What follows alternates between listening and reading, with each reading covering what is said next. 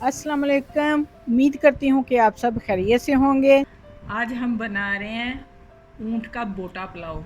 ये इतने इतने बड़े पीस हैं हमारे पास, इसमें हड्डियाँ भी हैं। इसका पुलाव बहुत ही मज़ेदार बनेगा। हमारे यहाँ पे इसकी जो प्लेट मिलती है 250 से 300 रुपये की छोटी सी प्लेट मिलती है और छोटी सी ही बोटी मिलती है साथ में। आज हम इसे घर में बनाएंगे बड़े आसान तरीके से। जिनको पुलाव बनाना भी नहीं आता वो भी आसानी से बना लेंगे। तो सबसे पहले हम धो लेते हैं। इसे धोने के लिए मैंने गर्म पानी का इस्तेमाल किया है। सारा गोश्त जो है मैं गर्म पानी में डाल दूंगी ताकि इसके अंदर जो खून वगैरह है वो भी निकल जाए।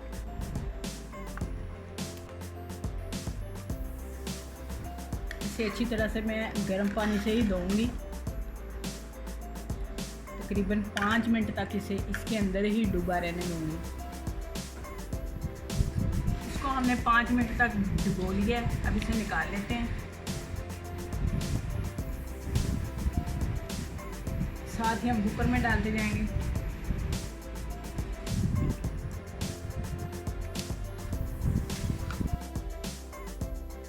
गोश्त को हमने निकाल लिया है तो आप देख सकते हैं काफ़ी साफ़ हो चुका है। इसके अंदर अब खून नज़र नहीं आ रहा।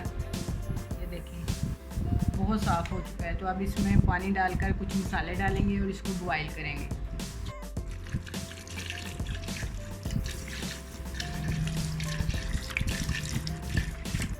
तकरीबन इसके अंदर हमने 1 लीटर के करीब पानी डाल दिया। अब साबुत मसाले इसमें डाल देंगे। 3 से 4 अदद तेज़ पत्ते हैं, 4 से 5 छोटी इलायची, बादियान के फूल, 3 से 4 अदद बड़ी इलायची, दालचीनी के पीस और थोड़ी सी काली मिर्चें साबुत। अब इसे 20 मिनट के लिए पकने के लिए रख देंगे।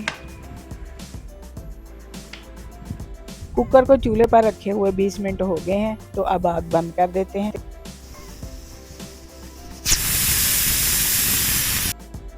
कुकर की सारी गैस निकल चुकी है तो इसे खोल लेते हैं। देखिए माशाल्लाह से गोश्त को चेक कर लेते हैं, गल चुका है। तो चलिए अगले स्टेप की तरफ चलते हैं। हमने कढ़ाई रख ली है। अब इसके अंदर घी डालते हैं तकरीबन 1 कप के करीब। घी गर्म हो जाए तो फिर इसमें प्याज डालते हैं। 1 बड़े साइज का प्याज काट कर वो डालेंगे। अब इसमें डालेंगे अदरक लहसुन का पेस्ट 1 चम्मच।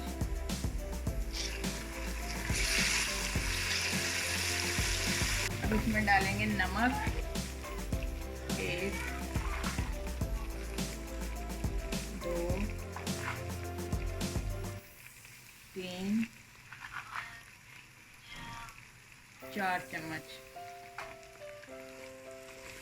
2 किलो हमारा गोश्त है और तकरीबन 1.5 किलो चावल है। इसी हिसाब से हमने इसमें नमक डाल दिया है। अब इसमें डालेंगे थोड़ा सा पानी। अब मिर्चें डाल देंगे। ये दरड़ मिर्च डाल रही हूँ मैं तकरीबन 2.5 चम्मच। अगर आपने फुल स्पाइसी बनाना पुलाव तो आप उसके अंदर 3 चम्मच भी डाल सकते हैं। हमारा तड़का बनकर तैयार है। अब इसके अंदर हम बॉयल गोश्त डाल देते हैं।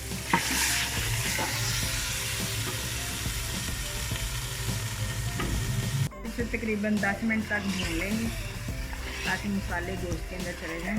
अब इसमें डालेंगे तकरीबन 1 चम्मच के करीब ज़ीरा साबुत।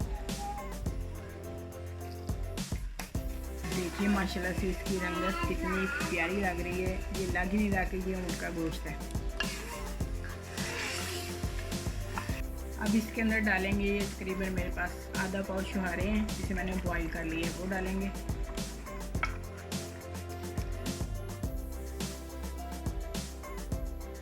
एक लीटर पानी डाल दूंगी।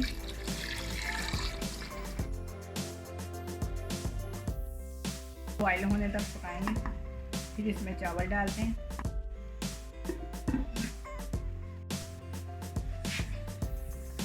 पानी को बॉयल आ गया। तो चलिए इसमें चावल डाल देते हैं।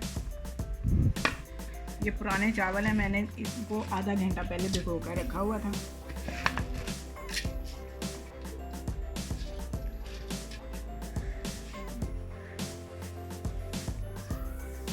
अच्छी तरह से मिक्स कर लेंगे।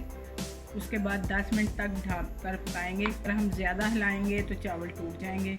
अब इन्हें ढक देते हैं। 10 मिनट हो चुके हैं तो ढक्कन उठा कर देखते हैं। तो देखिए माशाल्लाह खुशबुएँ तो बहुत अच्छी आ रही हैं। अब इनको दम पर लगाते हैं, हिला लेते हैं ताकि नीचे ना लग जाएं। अब इन्हें दम पर लगा देते हैं। दम पर लगाने के 5 मिनट बाद हम इसके अंदर ज़र्दा रंग डाल देंगे। ये हमने दम पर लगा दिया है। तो देखिए माशाल्लाह से हमारा बोटा पुलाव बनकर तैयार है। मैं डिश आउट करती हूँ इसे। तो देखते ही बच्चों ने तो शोर मचाना शुरू कर दिया है। हमें फटाफट से ये पुलाव डाल दें।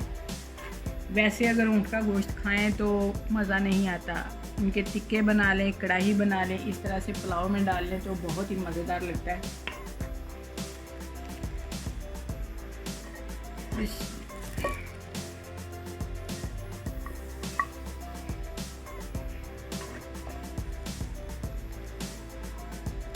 देखिए माशाल्लाह से इसकी लुक कितनी खूबसूरत लग रही है। आप भी अपने मेहमानों के साथ शेयर करें। तो लीजिए बहुत ही मज़ेदार सा हमारा ऊँट का पुलाव तैयार है। आप भी इसे ज़रूर ट्राई करें। अगर रेसिपी अच्छी लगे तो लाइक ज़रूर करें, अपनी फैमिली और दोस्तों के साथ शेयर करें। इसी के साथ इजाज़त चाहते हैं। अपना बहुत सा ख्याल रखें, हमें दुआओं में याद रखें। अल्लाह हाफिज़। तो ये लीजिए देसी अंदाज में, हंडिया में, कढ़ाई में। अगर आपके पास इसका कोई बड़ा थाल वगैरह या प्लेट है तो उसमें भी ये पेश कर सकते हैं। ये बहुत ही प्यारा लगता है।